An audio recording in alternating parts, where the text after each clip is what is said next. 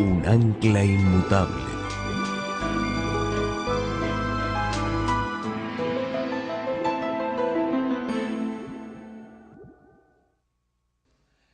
Antes de entrar a nuestro estudio esta mañana vamos a hacer lo que siempre hacemos: pedir que Dios bendiga el estudio de su palabra.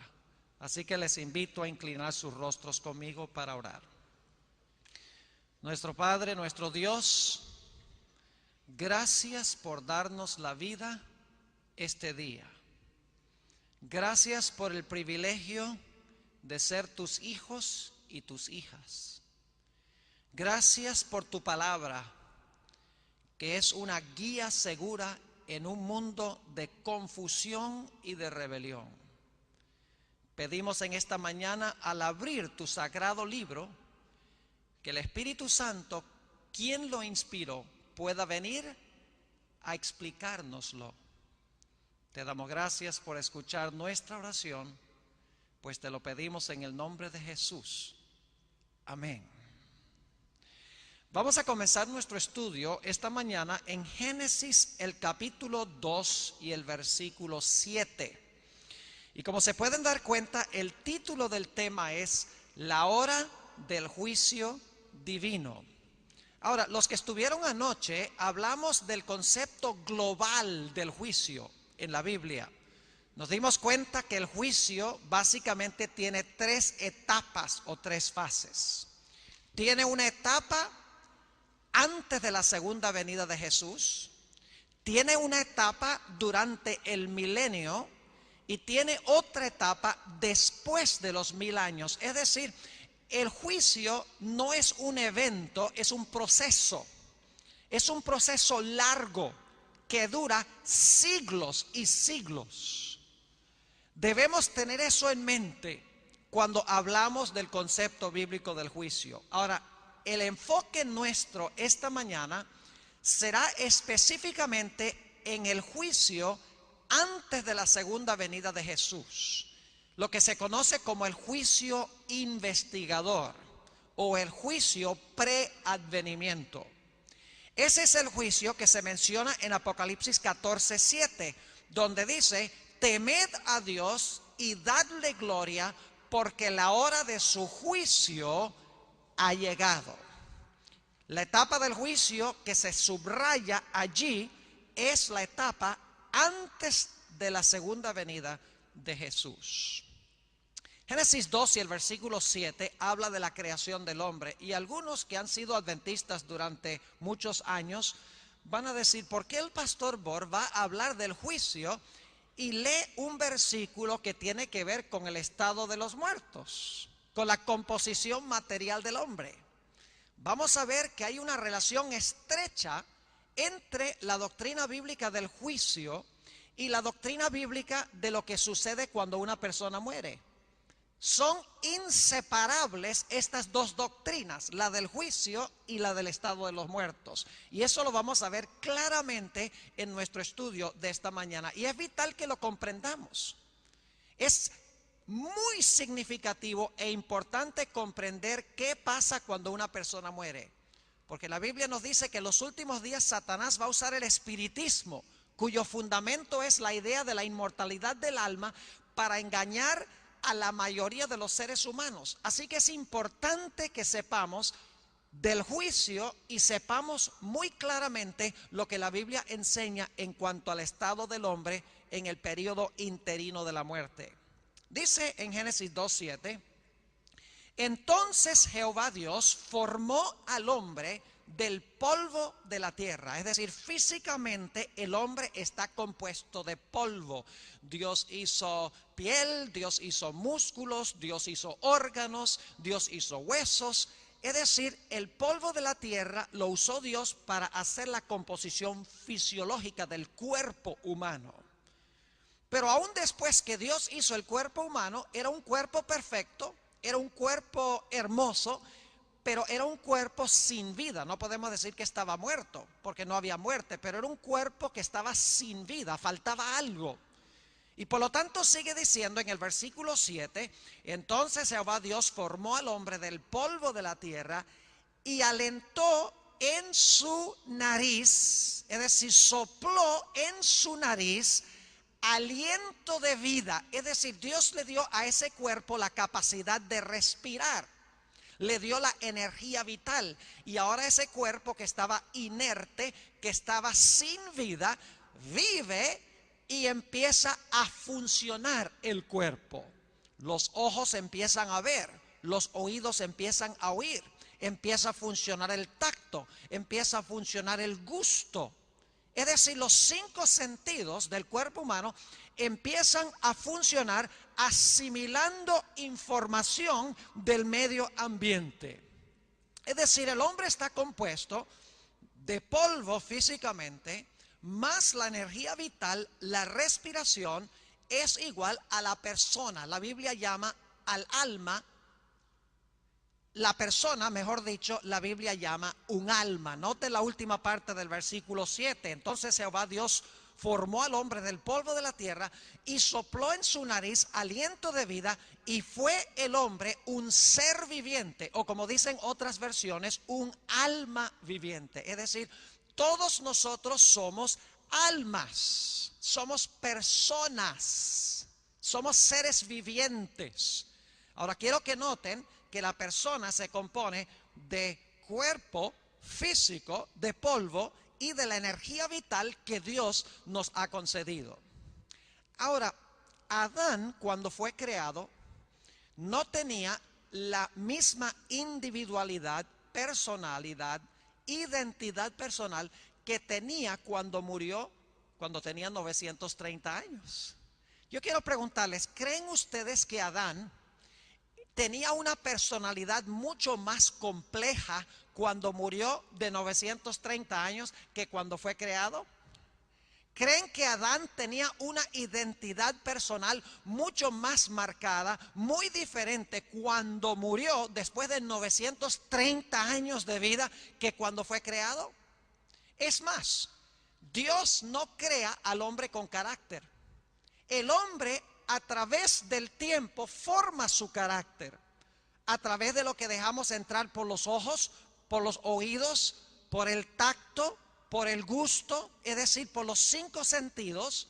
Nosotros formamos nuestra identidad personal, formamos nuestro carácter, formamos nuestra personalidad, nuestra individualidad. Es decir, somos lo que permitimos entrar por nuestros 5 sentidos. Y cuando Adán murió de 930 años, él tenía una identidad personal muy compleja, compuesta de todo lo que él había permitido entrar a su ser a través de sus 5 sentidos durante un periodo de 930 años. Es decir, que ahora Adán tenía una historia de 930 años acumulados de memorias y de sentimientos, de emociones, de acciones, de pensamientos, de palabras que él había acumulado durante ese periodo de 930 años.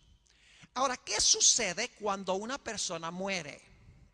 Vamos al libro de Eclesiastés, el capítulo 12 y el versículo 7. Eclesiastés 12 y el versículo 7 nos explica el proceso contrario de la creación. Leímos en Génesis 2:7 que Dios hizo al hombre del polvo de la tierra, alentó en su nariz el soplo de vida, el hombre llegó a ser un ser viviente. Ahora hablemos de la muerte, el proceso contrario.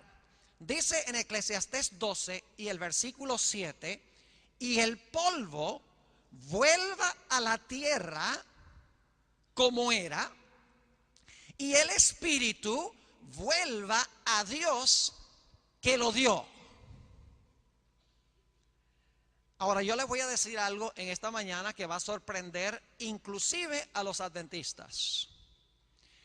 El espíritu que vuelve a Dios aquí no es solamente el aliento de vida, no es solamente la fuerza vital o la respiración. Hay algo más que vamos a ver nosotros en nuestro estudio de esta mañana que tiene que ver con esta palabra espíritu. Ahora, no se asusten los que han sido adventistas durante muchos años, porque no voy a compartir con ustedes herejía. Todavía creo en el estado de los muertos como enseña tradicionalmente la iglesia adventista, pero creo que hay algo más que no hemos subrayado y no hemos visto de una forma clara. Ahora, fíjense lo que sucede en el momento de la muerte. El cuerpo vuelve al polvo, la respiración sale del cuerpo, es decir, expiramos, y como resultado el cuerpo deja de funcionar. Pero ahora les voy a hacer una pregunta que probablemente nadie les ha hecho jamás. ¿Qué sucede? Hablemos del caso de Adán. ¿Qué sucede con los 930 años de registro personal que Adán desarrolló durante el transcurso de su vida? ¿Qué pasó con el carácter de Adán cuando Adán murió? ¿Qué pasó con su identidad personal? ¿Qué sucedió con su personalidad? ¿Qué sucedió con el registro de toda su vida cuando Adán murió? Todo lo que él permitió entrar por sus ojos, entrar por sus oídos, a través del tacto, a través del gusto, a través de los 5 sentidos, el cúmulo de lo que hizo su carácter o su identidad personal. ¿Qué sucedió con eso cuando Adán murió y cuando nosotros morimos? La respuesta bíblica es muy sencilla. ¿Saben ustedes que Dios guarda en el cielo un registro exacto de cada detalle de nuestra vida?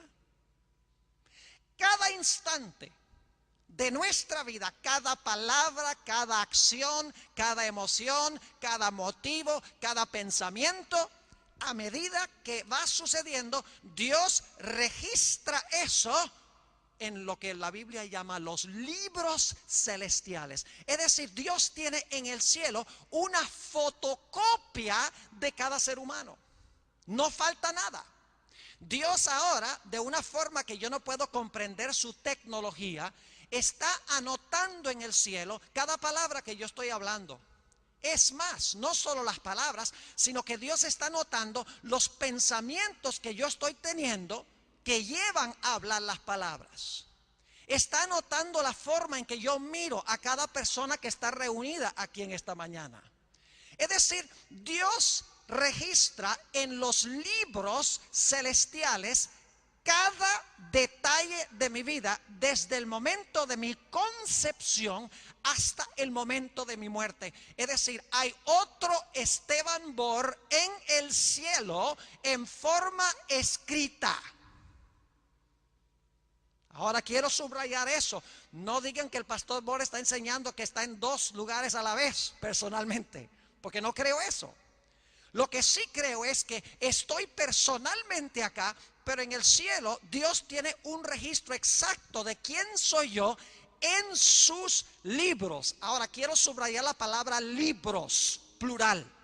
Los libros, cuando la Biblia habla de libros en plural, está hablando del registro de nuestra vida, porque Dios tiene un libro para nuestras obras, otro libro para nuestras palabras, otro libro para nuestros motivos, otro libro para nuestras emociones, otro libro para nuestros pensamientos. Es decir, Dios tiene la fotocopia de nuestra vida en libros y no falta ni un solo detalle. Vamos a anotar algunos textos bíblicos. Apocalipsis el capítulo 22. Apocalipsis el capítulo 22 y el versículo 12 nos habla de nuestras obras. Aquí está hablando de Jesús cuando venga. He aquí yo vengo pronto y mi galardón conmigo para recompensar a cada uno según fuere su obra. Si nos va a recompensar según nuestras obras, debe tener en el cielo un registro de esas obras. Y vamos a ver en Apocalipsis 20 que Dios tiene un registro exacto de todas nuestras obras, es decir, de todas nuestras acciones. Están escritas allá sin faltar absolutamente nada. Noten también lo que dice la Biblia en cuanto a nuestras palabras. El Evangelio según San Mateo, el capítulo 12 y el versículo 34 al 37. Mateo el capítulo 12 y el versículo 34 al 37 nos habla de nuestras palabras. Dice allí nuestro Señor Jesucristo: generación de víboras, ¿cómo podéis hablar lo bueno siendo malos? Porque de la abundancia del corazón habla la boca. El hombre bueno del buen tesoro del corazón saca buenas cosas, y el hombre malo del mal tesoro saca malas cosas. Mas yo os digo que de toda palabra ociosa que hablen los hombres, de ella darán cuenta en el día del juicio. Porque por tus palabras serás justificado y por tus palabras serás condenado. Si Dios va a tomar en cuenta nuestras palabras, es porque nuestras palabras están registradas, están escritas. En Eclesiastés el capítulo 12 y el versículo 13 y 14 nos dice no solamente que Dios tiene un registro de nuestras obras externas, sino que Dios guarda un registro de toda cosa secreta, sea buena o sea mala. Dios guarda un registro de nuestros pensamientos. Jesús dijo, cualquiera que mira a una mujer para codiciarla, cometió adulterio en su corazón. Es decir, Dios guarda en sus registros también nuestros malos pensamientos que no necesariamente fructifican en la acción. ¿Saben que la Biblia nos dice en el Salmo 56 y el versículo 8 que Dios aún guarda un registro de las lágrimas que derramamos cuando lloramos? Cada lágrima está registrada en su libro, dice ahí en el Salmo 56. Es decir, Dios tiene en el cielo un registro exacto de nosotros, tiene una biografía completa de nuestra vida. Lo que regresa a Dios no es solamente nuestra respiración, porque al fin y al cabo Dios no tiene que agarrar la respiración y guardarla allá. Lo que regresa a Dios, no solamente cuando morimos, porque cuando morimos se cierra el libro, lo que regresa a Dios cada instante de nuestra vida es el registro de nuestras acciones, nuestros pensamientos, nuestras emociones, nuestras intenciones, nuestros motivos, nuestras palabras. Todo está registrado en los libros. Hay una fotocopia allá de mi persona. Y vamos a ver que Dios tiene un propósito muy especial por el cual guarda allá un registro de cada uno de nosotros. Ahora, podríamos ilustrarlo de esta manera. Yo estoy personalmente en la tierra, pero en el cielo estoy en un libro. O estoy en libros. El Señor Jesucristo está personalmente en el cielo, pero en la tierra está en un libro.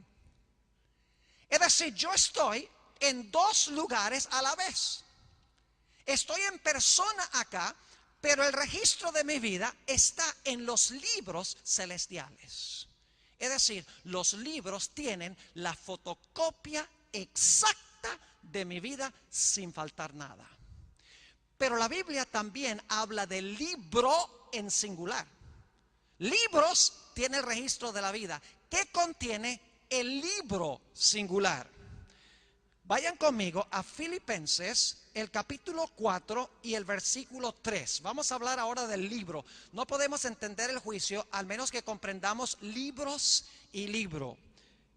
El libro de Filipenses, el capítulo 4 y el versículo 3. Aquí el apóstol San Pablo está hablando de varios colaboradores suyos en el ministerio. Dice allí, asimismo te ruego también a ti, compañero fiel, que ayudes a estas que combatieron juntamente conmigo en el evangelio, con Clemente también, y los demás colaboradores míos, cuyos nombres están en el libro de la vida. ¿Qué es lo que está en el libro de la vida? No las acciones, sino nombres. Noten también Apocalipsis, el capítulo 3, Apocalipsis, el capítulo 3 y el versículo 5. Apocalipsis 3 y el versículo 5. Otra referencia a lo que contiene el libro singular. Es un mensaje aquí que se da a la iglesia de Sardis. Y dice lo siguiente: el que venciere será vestido de vestiduras blancas, y no borraré su nombre del libro de la vida, y confesaré su nombre delante de mi Padre y de sus ángeles. Es decir, el libro de la vida tiene nombres. Los libros tienen el registro de nuestra vida. Podríamos mencionar de paso otro ejemplo bíblico donde Moisés está en el monte Sinaí intercediendo por el pueblo que acaba de adorar al becerro de oro, y Dios ha dicho: voy a destruir a este pueblo y voy a escoger a otro pueblo y tú vas a ser el líder, Moisés. Y Moisés le dice a Dios: Señor, si tú no puedes salvar a este pueblo, borra mi nombre de tu libro. Es decir, libro singular tiene nombres, libros plural tiene la fotocopia de la vida. Desde el momento que nosotros nacemos, somos escritos en el libro, y luego Dios guarda los registros de nuestra vida.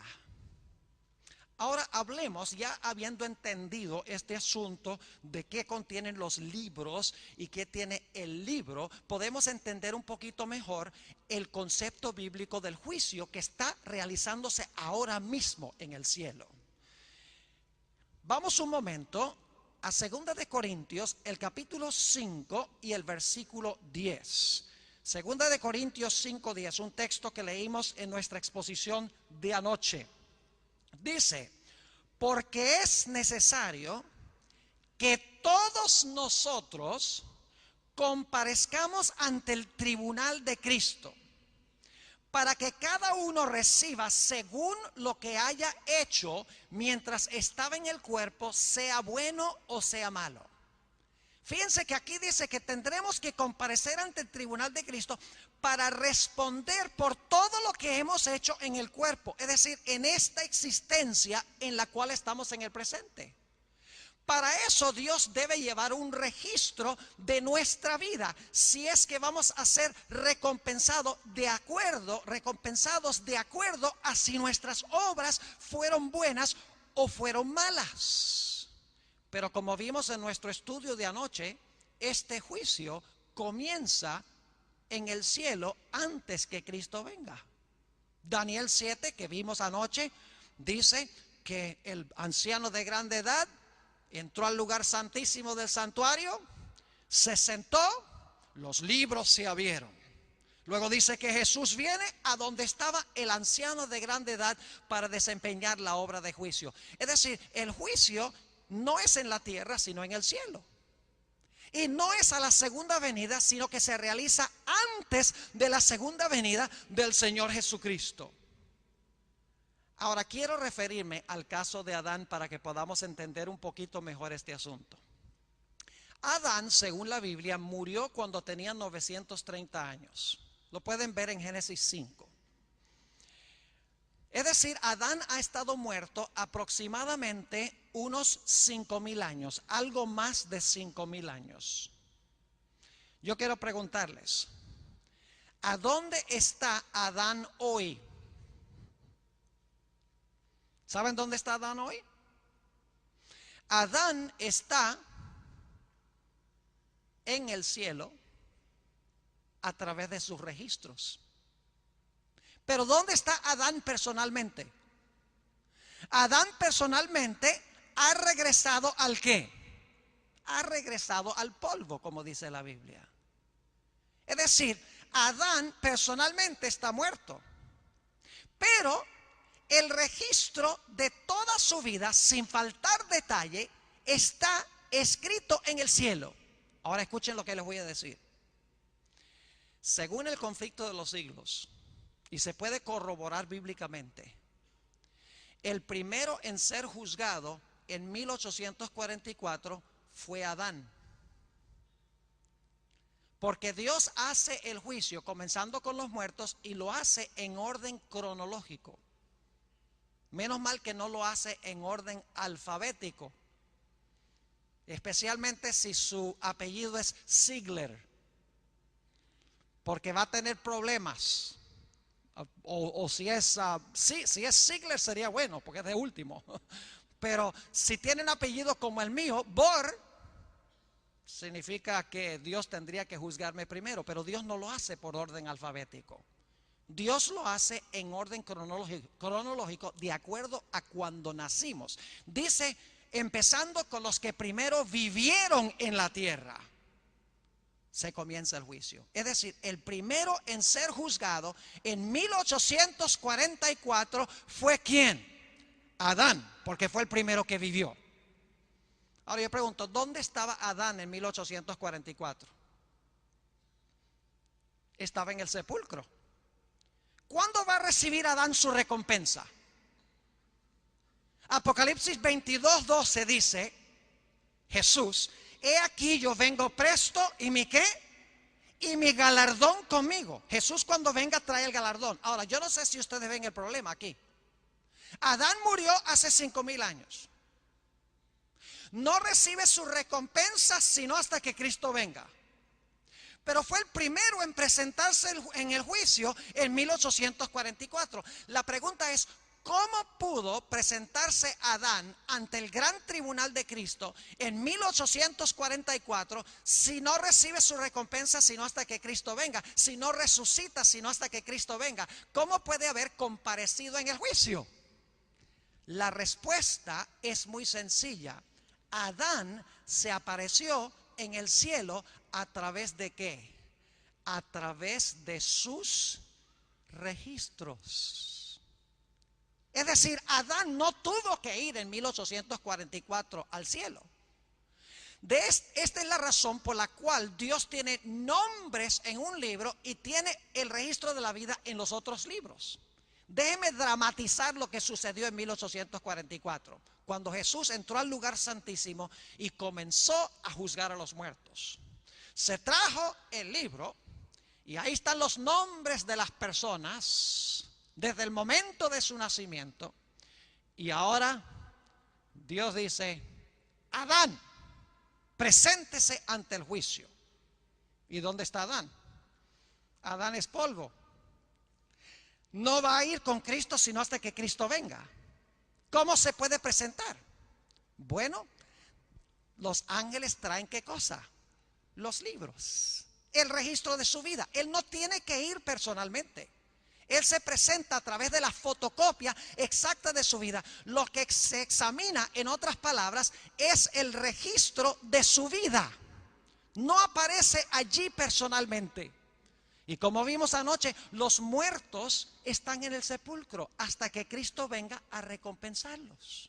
Quiere decir que en el juicio, antes de la segunda venida, en el cielo, no aparecen personalmente porque están en el sepulcro, sino que aparecen a través de sus registros. La Biblia dice que cuando Cristo venga, los muertos en Él van a resucitar. Los que están vivos, luego juntamente con ellos, van a ser arrebatados en las nubes a recibir al Señor en el aire. Es decir, los justos no van al cielo en el momento de la muerte, pero son juzgados antes de la segunda venida a través de los registros que se guardan de ellos. Permítame darles un ejemplo para que podamos entender mejor. Tenemos ese pedacito de película del asesinato de John F. Kennedy. ¿Han visto alguna vez ese pedacito de película o solamente unos pocos segundos donde se asesinó a John Kennedy? ¿Saben que eso se vendió recientemente por $2 millones, ese trocito de película? Increíble. Ahora yo quiero preguntarles, cuando ustedes en televisión ven ese trozo de película de la limusina que da la vuelta a la esquina, viene por la calle y entonces se oye el tiro y entonces se le echa la cabeza atrás al presidente Kennedy. Yo quiero preguntar, cuando ustedes ven esa película, ¿Kennedy está vivo o está muerto? ¿Entienden mi pregunta? ¿Está vivo o está muerto? Siempre que hago esa pregunta, algunos dicen está vivo y otros dicen que está muerto. Porque cuando usted está viendo la película, Kennedy está ¿qué? Muerto. Pero cuando ocurrió el evento, Kennedy estaba ¿qué? Vivo. Así hace Dios. Dios tiene en el cielo, podríamos decir, una película de mi vida por dentro y por fuera. En 1844 Dios trae la película. Aunque yo esté muerto, Dios trae la película. Y entre los seres celestiales, Dios muestra la película de la vida del pastor Bohr. Es toda la película que presenta mi vida mientras estuve vivo. pero se presenta allá después de mi muerte. ¿Están entendiendo lo que estoy diciendo? Es decir, no aparezco allá en persona, sino que aparezco allá a través de los registros. Y saben que la palabra espíritu en la Biblia se refiere no solamente a la respiración, sino que la palabra espíritu se refiere a nuestra identidad personal, el registro de nuestra vida que guarda Dios en el momento de mi muerte. Lo que regresa a Dios no es solamente la respiración, lo que regresa a Dios es el registro de mi vida. Dios cierra el libro de mi biografía. Ahora alguno dirá, pastor, ¿cómo sabe usted eso? Quiero leer algunas citas muy interesantes ahora, bíblicas primero. Hechos el capítulo 8 y el versículo 55. Lucas, y después vamos a Hechos. Lucas el capítulo 8 y el versículo 55. Quiero que noten algo muy interesante aquí, y debo decirles que ya cumplí 53 años y a veces me fallan los ojos y leo mal. Así que si leo mal, por favor, corríjanme. Lucas 8 y el versículo 55. Está hablando de la resurrección de la hija de Jairo. Y fíjense lo que declara. Y vamos a empezar en el versículo 52 para el contexto. Dice, y lloraban todos y hacían lamentación por ella. Pero él dijo, no lloréis, no está muerta, sino que duerme. Y se burlaban de él sabiendo que estaba muerta. Mas él, tomándola de la mano, clamó diciendo, muchacha, levántate. Y ahora escuchen esto, escuchen con atención. Entonces el espíritu volvió. ¿Es eso lo que dice? ¿Dice eso? Entonces el espíritu volvió e inmediatamente se levantó y él mandó que se le diese de comer. No dice el espíritu le volvió, dice entonces su espíritu volvió, el de ella, el que le pertenecía a ella. Yo quiero preguntarles esto. Cuando Dios le devolvió la respiración a esa niña y ella se despertó, ¿creen que recordó a sus padres? ¿Creen que recordaba a sus padres? Claro que sí. Es más, el relato indica de que cuando ella se murió tenía hambre. Así que lo primero que hicieron cuando se despertó fue darle comida. Es decir, se despertó con el apetito que tenía cuando se murió. ¿Qué le devolvió Dios a esa niña? ¿Solamente la respiración? No. Le devolvió la respiración con todo el registro de su vida junto con la respiración, de tal manera que ella recibió su identidad personal. ¿Creen ustedes que recordaba a sus amiguitas con quienes jugaba? Claro que sí.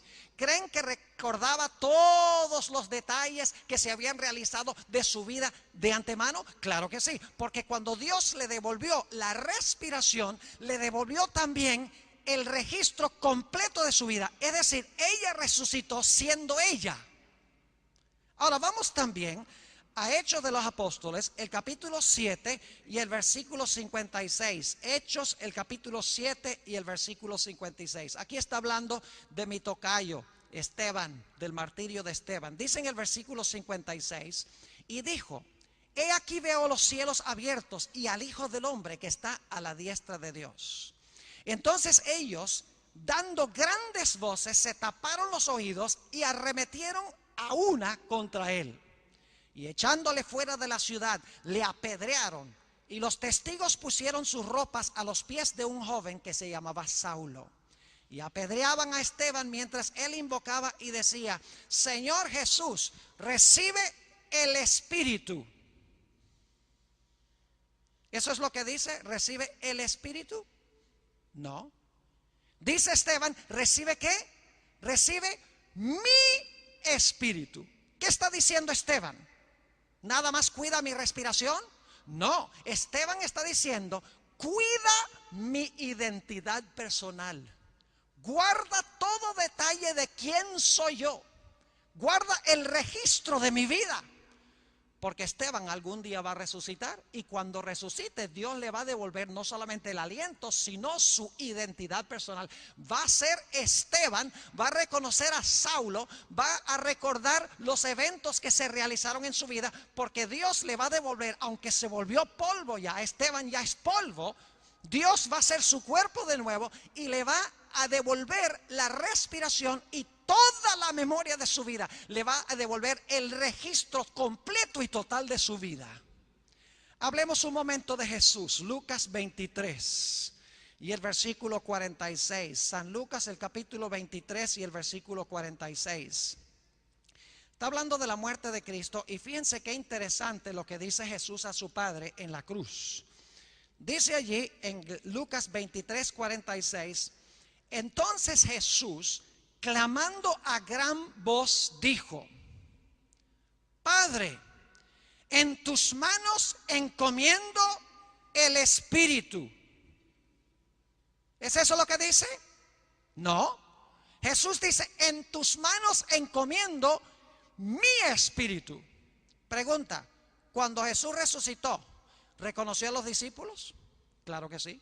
¿Recordó los eventos de su vida con los discípulos? Claro que sí. ¿Tenía Jesús la identidad personal exacta que tuvo durante su vida, que le fue devuelta en el momento de su resurrección? Claro que sí.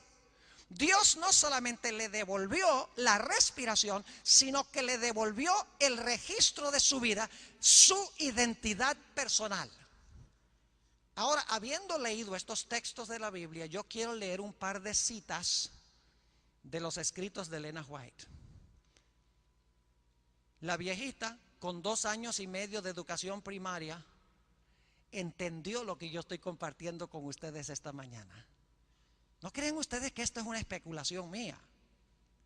La Biblia y el espíritu de profecía ambos corroboran este punto. La primera cita que quiero leer, y son 2, no son tan largas, se encuentra en el Comentario Bíblico Adventista, tomo 6, la página 1092 y 1093. Y escuchen la profundidad de este concepto. Y yo estoy usando aquí mi propia traducción. Dice allí: nuestra identidad personal es preservada en la resurrección. ¿Qué es preservada en la resurrección? ¿Nuestra qué? Nuestra identidad personal es preservada en la resurrección. Aunque no las mismas partículas de materia o sustancia material que entraron al sepulcro. Es decir, Dios no tiene que rescatar cada partícula de materia para resucitarnos. Él puede usar otra materia. Sigue diciendo: las maravillosas, ahora escuchen bien, las maravillosas obras de Dios son un misterio para el hombre.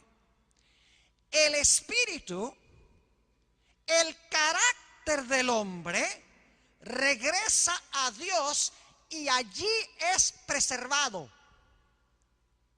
¿Lo captaron? ¿Qué regresa a Dios? El espíritu, que se identifica como ¿qué? El carácter.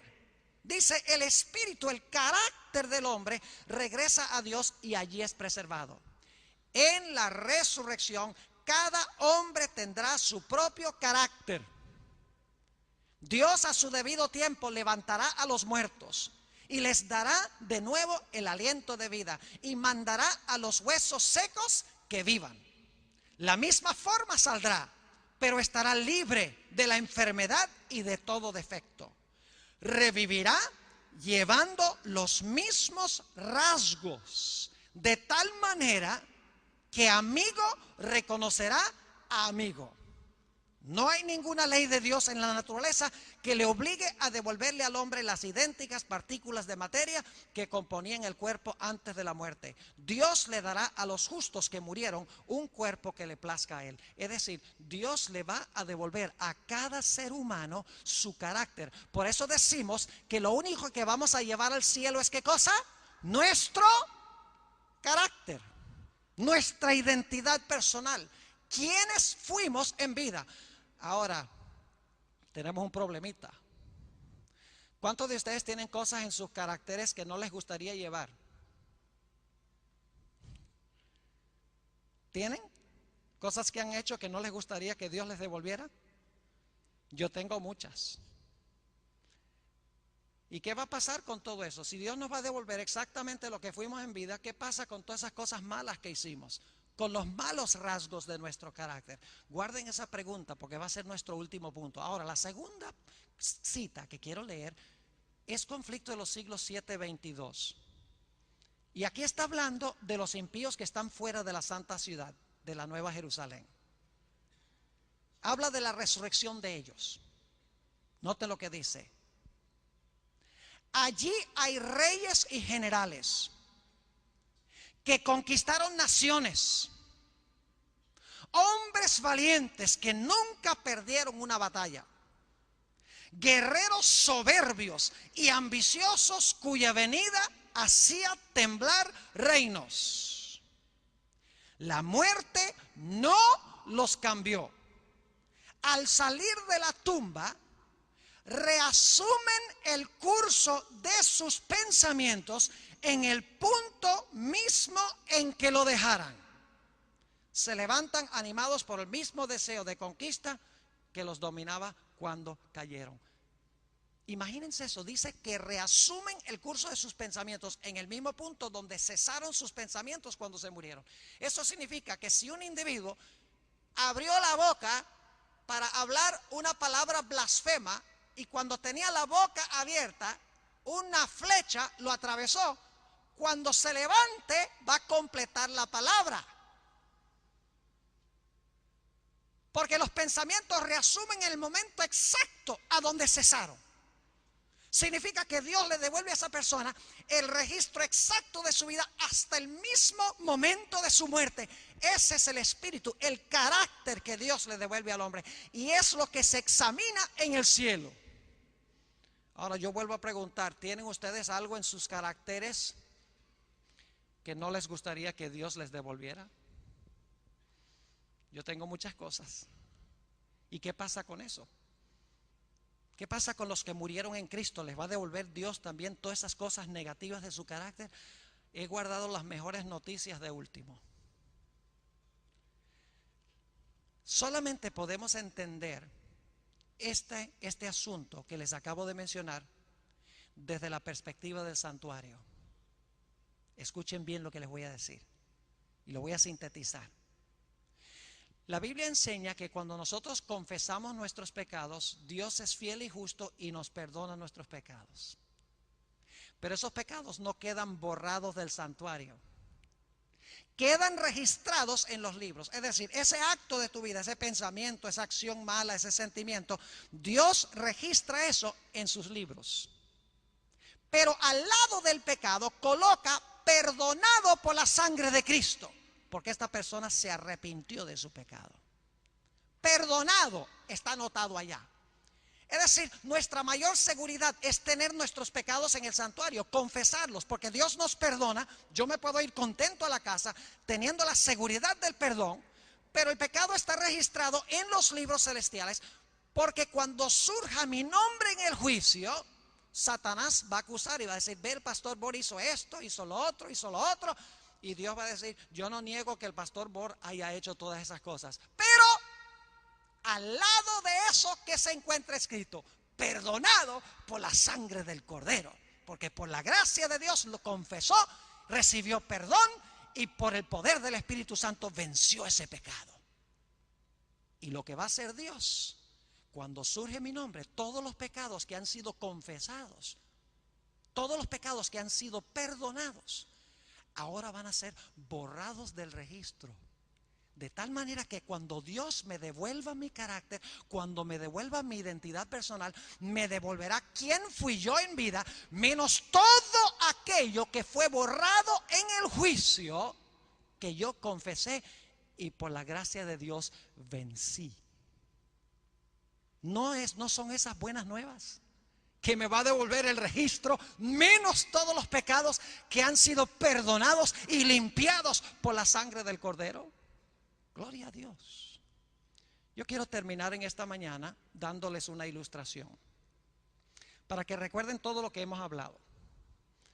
No lo van a olvidar nunca. El concepto que he compartido con ustedes lo van a recordar para siempre con la ilustración que les voy a dar.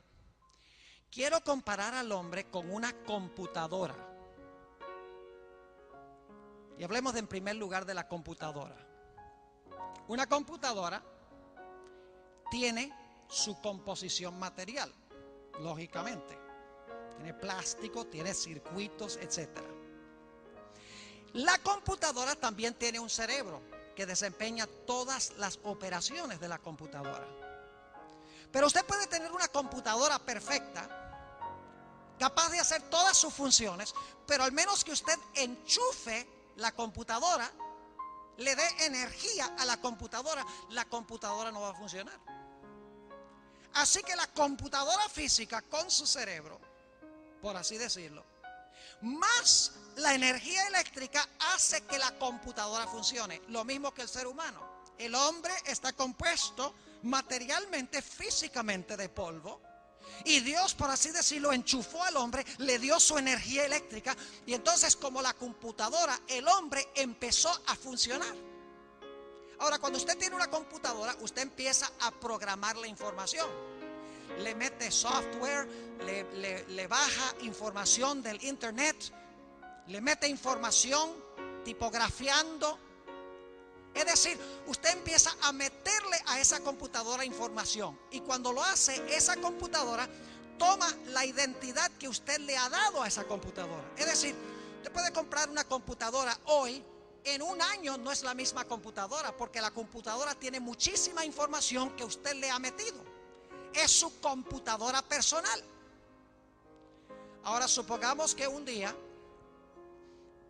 hay una explosión. Usted no está en la casa. Y esa computadora está en la casa donde hay la explosión. Y la computadora se desbarata en 1.000.000 de pedazos. ¿Qué pasa con lo que estaba en la computadora? Qué desastre, dice, se perdió todo.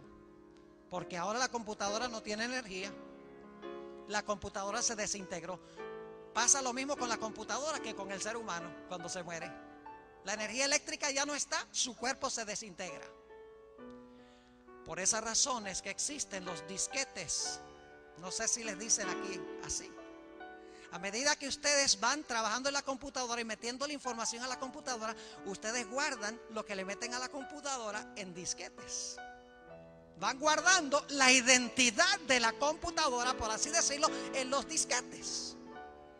Porque saben que algún día algo puede pasar con la computadora y se perdería todo. Así que a medida que usted le va metiendo información, va transfiriendo todo a los disquetes y en un lugar seguro usted guarda los disquetes.